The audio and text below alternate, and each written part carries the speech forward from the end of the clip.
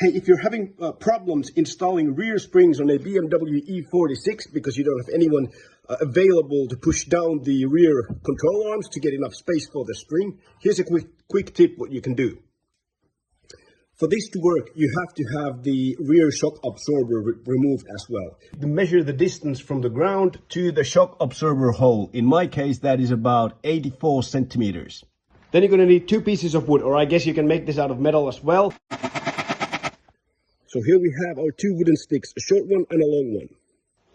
The shorter one will be screwed on top of the longer one like this.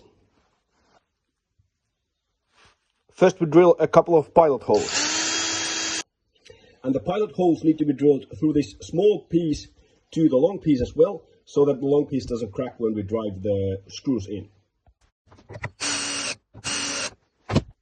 The total length of this wooden stick with the thing screwed on top of it is now the 84 centimeters that we measured previously. That end where we screwed in the short piece is the top of this wooden stick. From the bottom measured about 25 millimeters, so that's about 1 inch. And in the middle, we're going to drill a hole.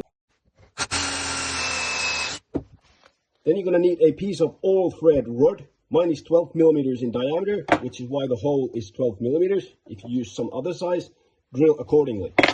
Then you need 2 nuts and 2 large washers. The length of this is not that critical. Just make it long enough. Mine is, I think, about 17 centimeters. Then we put the piece of all thread through the hole, place the washers and both nuts and tighten it in its place. And then the whole stick fits nicely here. You have the all thread at the bottom, and that one is resting towards the shock absorber mounting hole.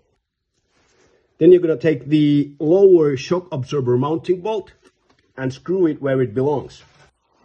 Then you take 2 large zip ties, and then you place the zip ties around the shock absorber mounting bolt and the all thread that we have bolted on our wooden piece.